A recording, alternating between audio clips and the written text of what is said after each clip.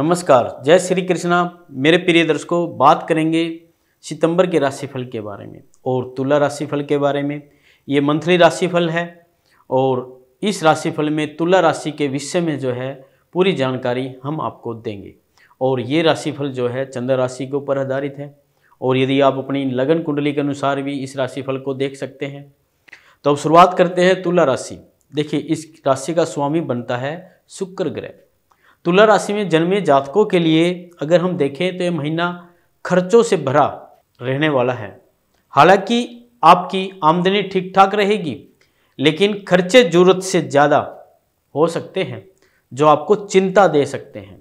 इसके अतिरिक्त आपको अपने स्वास्थ्य समस्याओं को भी गंभीरता से लेना होगा। बहुत समय हो गया जब आपको लापरवाही बरतते हुए, लेकिन अब वह समय है कि जब आप अपनी सेहत पर ध्यान दें, क्योंकि स्वास्थ्य समस्याएं आपको चारों तरफ से घेर सकती है और आपकी जरा सी भी लापरवाही आपके लिए नुकसानदायक बन सकती है। अगर कैरियर की बात करें तो नौकरी करने वाले जातकों के लिए महीना अनुकूल है। आपकी मेहनत सफलता के द्वार खोलेगी। आपको कड़ी मेहनत के लिए तैयार रहना चाहिए। नौकरी में बदलाव करने के लिए यह समय जो है आपका ठीक ठाक बन रहा है, लेकिन फिलहाल किसी नए बदलाव से बचें और जहाँ है वहीं बने रहें। व्यापार करने वाले जातकों के लिए लंबी यात्राओं का योग बनेगा और आपके व्यापारी की उन्नति होगी। आपके नए संपर्क स्थापित होंगे जिनसे भविष्य में भी आपको लाभ होगा। सरकारी क्षेत्र से लाभ होने के योग भी बनेंगे। प्रेम संबंधों में तनाव और तकरार की स्थिति बनी रहेगी। एक दूसरे को समझ न पाने के कारण हेम का टकराव भी हो सकता है। विवाहित जातकों की बात करें तो आपके लिए महीने की शुरुआत से लेकर द्वितीय सप्ताह तक थोड़ा तनाव रहेगा।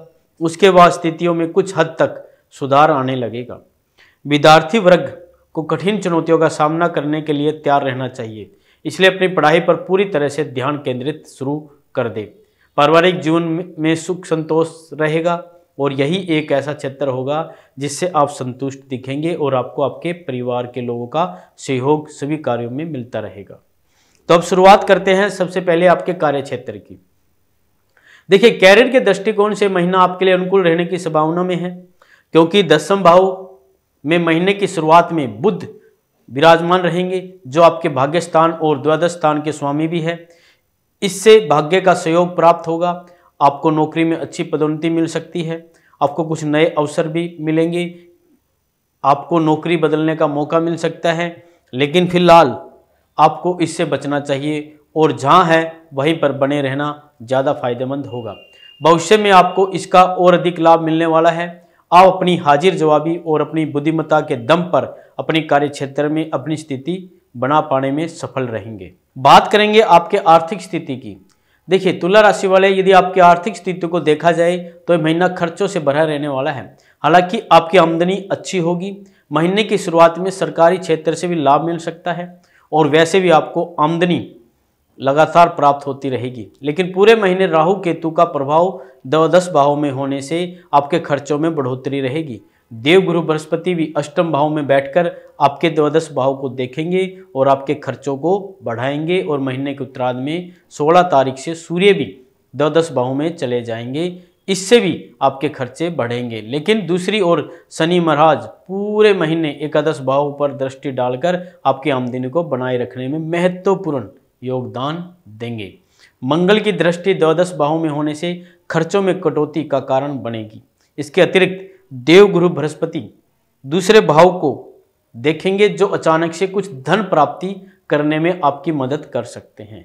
इस महीने विदेश यात्रा पर भी आपका पैसा जो है खर्च हो सकता है। बात करेंगे अब आपके स्वास्थ्य के बारे में। देखिए, यह महीना स्वास्थ्य के दृष्टिकोण से थोड़ा कमजोर रहने की संभावना में है। घरों की गांठ जोड़ आपको सेहत के प्रति जागरूक बनाने के लिए तत्पर है। पंचम भाव में वक्री शनि और उन पर सूर्य की दृष्टि होना, द्वादश भाव में महीने की शुरुआत में शुक्र और केतु का एक साथ स्थिति होना, छठे भाव के स्वामी बृहस्पति का अष्टम भाव में पूरे महीने विराजमान होना, मतलब ये सभी स्थितियां स्वास्थ्य को लेकर आपको ये संकेत दे रही है कि यदि आपने अब अपने बारे में नहीं सोचा और स्वास्थ्य को समय नहीं दिया तो आप किसी बड़ी बीमारी के चपेट में आ सकते हैं और आप परेशानियों से घिर सकते हैं। सेहत को स्वस्थ बनाए रखने के लिए आपको नई दिनचर्या अपनानी चाहिए। कोई बीमारी परेशान आपको कर रही है तो तत्काल प्रभाव से उसका इलाज कराए ताकि आपको समस्या ना हो। आपको पेट से जुड़ी समस्या विशेष रूप से और आंखों से जुड़ी समस्याएं परेशान कर सकती हैं। बात करेंगे प्रेम और वैवाहिक जीवन की। यदि आपका प्रेम संबंधों की बात करें तो महीना तनाव और टकराव से भरा रहने वाला है। सूर्य और शनि को आमने सामने का पंचम भाव पर प्रभाव आपके रिश्ते में हेम का टकराव लेकर आएगा। आप एक दूसरे को ठीक से समझ नहीं पाएंगे, जिससे हेम का टकराव होता रहेगा और ये आपके रिश्तों के लिए किसी भी रूप में अनुकूल नहीं कहा जा सकता। आपको महीने के पूर्वांध में विशेष रूप से शांति और धैर्य का परिचय देना होगा। महीने के उत्तरार्ध में शुक्र आपकी राशि में प्रवेश करेंगे, जो आपके दिल को प्यार से भर देंगे, और सूर्य भी द्वादश भाव में चले जाएंगे तो शनि की दृष्टि से मुक्त होंगे। ऐसी स्थिति में प्रेम संबंधों में धीरे धीरे समानता आएगी और आपको अपने रिश्तों में प्यार बढ़ाने का प्रयास करना होगा। बात करेंगे अब आपके पारिवारिक जीवन की। यह महीना पारिवारिक जीवन के अनुकूल रहने वाला है। पारिवारिक जीवन में खुशहाली रहने की संभावना है। दूसरे भाव के स्वामी मंगल पूरे महीने आपके 9वें भाव में विराजमान रहेंगे, जिससे आप परिवार के साथ किसी लंबी यात्रा पर या किसी तीर्थ यात्रा पर भी जा सकते हैं। किसी साहसिक खेल में भाग ले सकते हैं। परिवार के लोग एकजुट रहेंगे और पूरी ईमानदारी और सामंजस्य के साथ परिवार की उन्नति में योगदान देंगे। चौथे भाव के स्वामी शनि पंचम भाव में वक्री अवस्था में विराजमान रहेंगे और उनके ऊपर महीने की शुरुआत में सूर्य देव की दृष्टि रहेगी, जिससे पिता पुत्र के संबंधों में तनाव बढ़ सकता है और पिताजी को स्वास्थ्य कष्ट परेशान कर सकते हैं। लेकिन महीने के उत्तरार्ध में सूर्य देव के द्वादश भाव में चले जाने से इन समस्याओं में कमी आएगी। आपको इस महीने में क्या खास उपाय करना चाहिए? आपको शुक्रवार के दिन कन्या पूजन कराना चाहिए। आपको प्रतिदिन श्री सूक्त का पाठ करना आपके लिए बहुत अच्छा रहेगा। आप श्री यंत्र अपने घर में अभिमंत्रित करवाकर किसी पंडित से आप अपने घर में रख सकते हैं, आपके लिए बहुत अच्छा रहेगा। और चींटियों को आप आटा जरूर खिलाएं। शनिवार के दिन काली उड़द की दाल के बड़े बनाकर गरीबों में बांटना शुरू कर दे, फिर देखें आपको कितना लाभ मिलता है। तो प्रिय दर्शकों, ये था आपके लिए विशेष राशिफल, और अगली वीडियो में कुछ विशेष चीज़ आपको बताने वाला हूँ।